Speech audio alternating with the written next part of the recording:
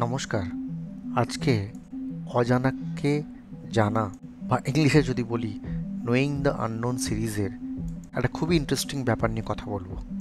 প্রথমেই বলে রাখি, এই ভিডিওটাতে হয়তো কিছু ইংলিশ টার্মিনোলজি হবে যেগুলো অবশ্যম্ভাবী এবং বাদ দেওয়া পসিবল নয়, বা তার জন্য বাংলা টার্ম হয়তো অ্যাভেলেবেল নেই, সেই জন্য ত্রুটি মার্জনা করবেন। আজকে কথা বলবো মারিয়ানা ট্রেঞ্চ নিয়ে, যেটি বিশ্বের সবচেয়ে গভীর অংশ এবং পৃথিবীর সবচেয়ে রহস্যময় এবং অল্প গবেষণা করা স্থানগুলির মধ্যে একটি।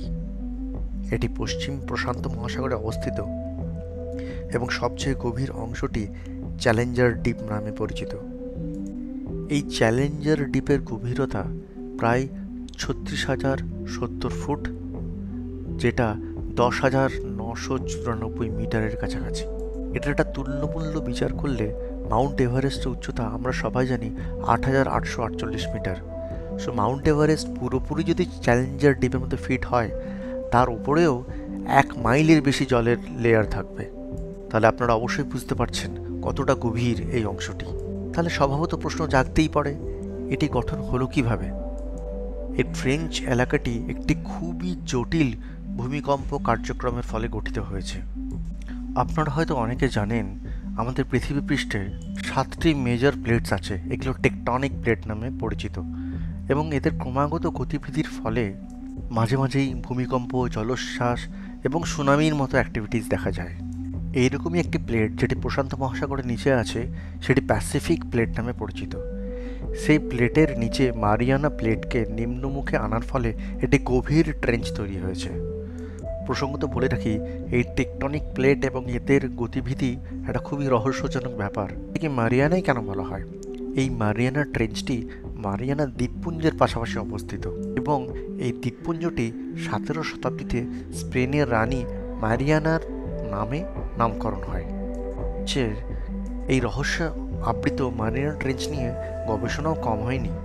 এর নিচে যাওয়ার জন্য বিভিন্ন নৌকাসহ রিমোটলি অপারেটেড ভেহিকেল, যেগুলোকে আমরা আরওভি বলে জানি, সেগুলোকে সময়ের সাথে সাথে ট্রেঞ্চের নিচে নিয়ে যাওয়ার চেষ্টা করা হয়েছে। এই গবেষণাগুলোর মধ্যে সবচেয়ে জনপ্রিয় ছিল ট্রাইস্তে। এটি একটি ব্যাথেস্কেপ।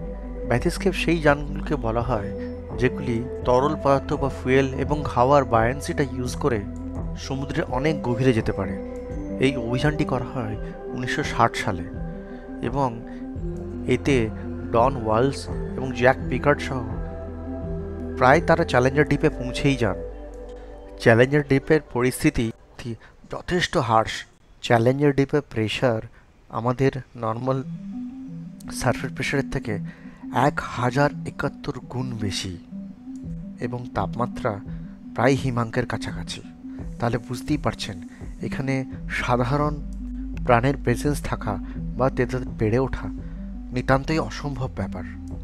যদিও এই অতি প্রতিকূল অবস্থা এবং আলোর প্রেজেন্স প্রায় নেই বললেই চলে, এরকম সিচুয়েশনে জীবজন্তুর ব্যাপারে গবেষণা খুবই সীমিত হয়েছে। কিন্তু কিছু কিছু ক্ষেত্রে এই মারিয়ানা ট্রেঞ্চে সামুদ্রিক প্রাণেরও প্রমাণ পাওয়া গেছে, যেমন অ্যাম্ফিপডস, জায়ান্ট টিউবওয়ার্মস এবং কিছু অতি বিরল প্রজাতির মাছ। এখানে বিভিন্ন গবেষণার তার খোঁজ পাওয়া গেছে। তবে সাম্প্রতিক বছরে প্রযুক্তির উন্নতির সাথে সাথে মারিয়ানা ট্রেঞ্চ নিয়ে গবেষণা এবং তার গভীরে গিয়ে নমুনা সংগ্রহ এবং সেগুলোকে নিয়ে পর্যালোচনা করা অনেকই বৃদ্ধি পেয়েছে। তবে এটা বলতে কোনো দ্বিধা নেই যে এটি পৃথিবীর সবথেকে বেশি রহস্যময় স্থানগুলির মধ্যে অন্যতম, আর যার জন্য বছর পর বছর এটি গবেষণার জন্য আদর্শ স্থান হিসাবে পরিচিতি লাভ করেছে। এখানে একটি মিশনের ব্যাপারে উল্লেখযোগ্যভাবে অবশ্যই বলা উচিত, সেটির নাম ডিপ সি চ্যালেঞ্জার মিশন। এটি 2012 সালে চলচ্চিত্র নির্মাতা এবং তাকে গবেষকও বলা যেতে পারে জেমস ক্যামেরন দ্বারা পরিচালনা করা হয়েছিল। আপনারা অনেকেই হয়তো জানেন, জেমস ক্যামেরন একজন জনপ্রিয় কানাডীয় চিত্র পরিচালক, যিনি টাইটানিক, অ্যাভেটার এই ধরনের চলচ্চিত্রের মাধ্যমে পরিচিতি লাভ করেছেন। তবে মহাসাগরের অনুসন্ধান তার একটা খুব বড় আগ্রহের বিষয় ছিল। তার জন্য তিনি 1995 সালে টাইটানিককে তার সাবজেক্ট হিসেবে বেছে নেন এবং গভীর সমুদ্রে তিনি প্রায় 12 বার টাইটানিক অবধি পৌঁছান, যাই হোক, সে তো গেলে টাইটানিকের কথা, সেটা নিয়ে না হয় একটা অন্য ভিডিও করা যেতেই পারে। ফিরে আসি ডিপ সি চ্যালেঞ্জার মিশনের ব্যাপারে। জেমস ক্যামেরনের উদ্দেশ্যই ছিল বিশ্বের সবচেয়ে গভীর সমুদ্রবিন্দু চ্যালেঞ্জার ডিপে পৌঁছানো, যার জন্য উনি একটি কাস্টমড সাবমার্সিবল তৈরি করেছিলেন, যা এখন অবধি বলা হয় এই পৃথিবীর ইতিহাসে সবথেকে আধুনিকতম সাবমার্সিবলগুলোর মধ্যে একটি। এটি এমনভাবে ডিজাইন করা হয়েছিল যেটি মারিয়ানা ট্রেঞ্চ বা চ্যালেঞ্জার ডিপের ওই অসম্ভব চাপ সহ্য করতে পারে। এটিতে একটিই মানুষ বসার জায়গা ছিল এবং ক্যামেরন নিজেই এটিকে চালনা করছিলেন। ফাইনালি 2012 সালের 26শে মার্চ জেমস ক্যামেরন মারিয়ানা ট্রেঞ্চের চ্যালেঞ্জার ডিপে নামতে শুরু করেন এবং প্রায় 2 ঘন্টা 36 মিনিট পর তিনি সেখানে সফলতাপূর্বক যান। এটি মারিয়ানা ট্রেঞ্চের সবচেয়ে গভীর স্থানে খুব কাছাকাছি ছিল। 10,912 মিটার উনি নামতে পেরেছিলেন।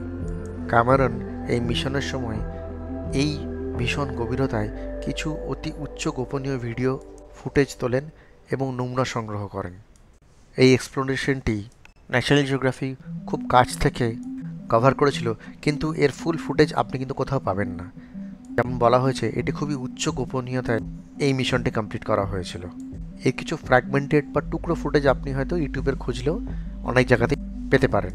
ডিপ সি চ্যালেঞ্জার মিশনটি এই কারণেই এতটাই গুরুত্বপূর্ণ ছিল যে এটি মারিয়ানা ট্রেঞ্চের ভূগর্ভস্থ জীবজগৎ এবং হাইড্রোথার্মাল ভেন্ট সিস্টেম সম্পর্কে গবেষণা এবং ডেটার সংগ্রহ করে সরবরাহ করেছিলেন। এবং এই এক্সপ্লোরেশন এটা প্রুফ করে দেয় যে উন্নত প্রযুক্তির সাথে সাথে মহাসাগরের সবচেয়ে অজানা রহস্যগুলিরও উদ্ঘাটন করা সম্ভব।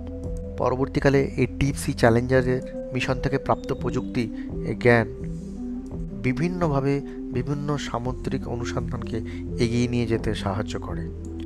আশা করি ভিডিওটা আপনাদের ভালো লেগেছে। খুব শীঘ্রই অন্য একটি রহস্য রোমাঞ্চে ভরা ইনফরমেটিভ ভিডিও নিয়ে আমি উপস্থিত হব। সবাই ভালো থাকবেন। নমস্কার।